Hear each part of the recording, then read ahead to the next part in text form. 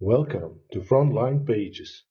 From the heights of our last video, flying a P-17 through the great blue yonder above Germany, we travel down to the ominous depths of the Pacific Ocean. Today we are reviewing Thunder Below, written by Eugene Fluckey in 1992, published by University of Illinois Press. Eugene Fluckey was the captain of the submarine USS Barb. He wrote this magnificent book with the help and research of his former opposing Japanese officers, so it gives you a great insight of how the Japanese experienced the unrestricted submarine warfare forced upon them by the United States Navy. He joined the crew of the USS Barb in January 1944, which is a very interesting time to write a book about. You see, this was the beginning of the American submariners' happy time, a term first coined by the German U-boat submariners. They experienced their happy time in the beginning of World War II, when convoys weren't yet established and they terrorized the North Sea and the Atlantic Ocean almost at will. They had a second happy time once the United States entered the war, since their entry came unexpected due to the surprise attack on Pearl Harbor. Their eastern seaboard was wholly unprepared for the onslaught wrought upon them by the German U-boat arm. Before 1944, the US Navy was mostly plugging the holes in their Pacific armor and eating away at the periphery of the Japanese Empire. The Japanese maritime sword to conquer and expand their greater Asian co-prosperity sphere was shattered in 1942, but their naval shield was still up, showing signs of splintering in the autumn of 1943. In those first 2 years of the war, US submarines struggled with a myriad of problems with their torpedoes. They ran deeper than their set depth, which made them run harmlessly below the enemy ships. The Naval Bureau of Ordnance designed a magnetic exploder, which was designed to detonate the torpedo once it entered the magnetic signature of the enemy ship. The idea behind this concept was to run the torpedo beneath the keel of the enemy ship, and once it entered the magnetic signature, it would break the back of the ship by exploding right under the keel, which would make it impossible to save the ship. It was proven successful on the practice range, but unreliable under the strain of wartime conditions. Once the magnetic exploders were proven unreliable, the skippers were ordered to deactivate them and rely on the contact exploders, which would make a torpedo explode once it made contact with its target. But these were proven to be faulty too. The heavy firing pin would often be crushed when the impact was head-on, which would also result in a dud. These issues were solved when 1944 came into view. The submarines of the US Navy had their swords sharpened, while the Japanese shield was beginning to show signs of serious wear and tear.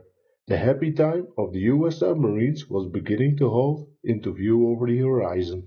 As new submarines slid off the slipways of American shipyards, so did a brave new generation of submarine skippers take the helm of the new Gato-class submarines, and they brought with them a radical change in doctrine.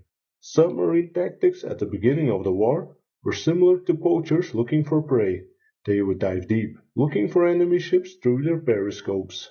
Those tactics were a thing of the past when the new generation took the helm. These were to act like hunters. They would ride the waves with lookouts peering through binoculars, to actively find their prey, making end runs around convoys so they would meet them head-on. To aid them in the dark, a specialized jet-black paint scheme adorned the topside of the vessels, making them practically invisible at night.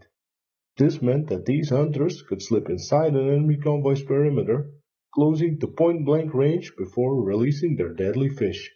Fluckey started the war on the USS Bonita, a Barracuda-class submarine, and completed 5 war patrols with the boat. In June 1942, he was ordered to do a stint at the Naval Academy at Annapolis, when in January 1944 he received his orders to join USS Barb's crew as the boat's second-in-command. After his first patrol with the Barb, he was promoted to captain of the boat. This was the moment the US Navy unleashed the Leviathan, in the form of the USS Barb. They had created a fire-breathing sea monster, hunting Japanese shipping with an insatiable appetite until the enemy was utterly defeated. Fluckey received 4 Navy Crosses for the Barb's 8th, 9th, 10th, and 12th War Patrol. Why not for the 11th? He earned a Medal of Honor for that one. What happened on that 11th patrol? Well, they sunk an ammunition ship on the 8th of January 1945, and 2 weeks later he successfully located some 30 ships hiding in the Chinese harbor of Namkwan. He successfully navigated the entrance of the harbor, which is no small feat. In that time, there was no navigating charge for it. There were rocks everywhere, and it was littered with naval mines. At one point, they heard the metallic clanking of a naval mine's mooring chain scraping directly against the submarine's hull. Reaching their firing position, the boat was operating in a mere 30 feet of water.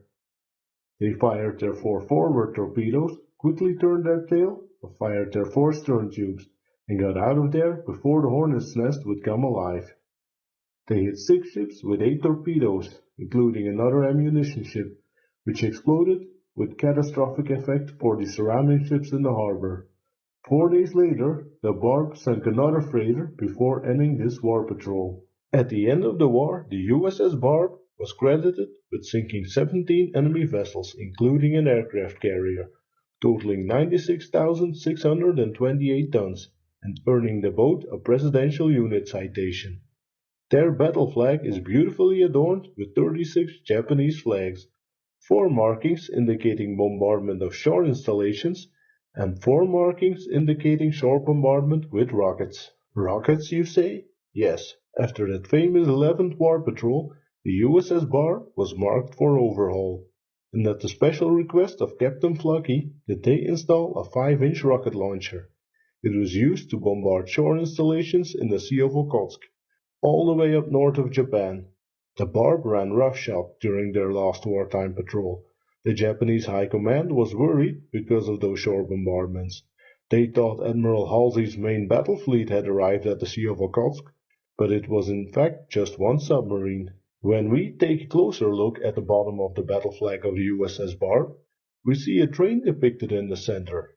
Those who know the story of the USS Barb know we can't leave this part out of the boat's wartime history.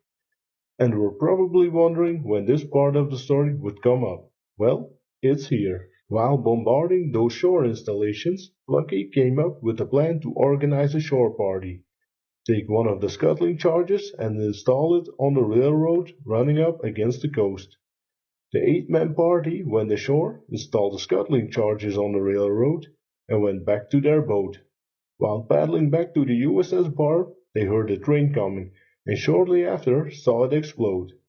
Those 8 men were the only American crew who did ground combat operations on the Japanese home islands. That's why they proudly showed that train on the battle flag, because the USS Barb is the only submarine which is credited for sinking a train. I hope you enjoyed this review of Thunder Below, written by Eugene Fluckey in 1992, published by University of Illinois Press. If you loved it, you can like, share, and subscribe. Thank you for watching.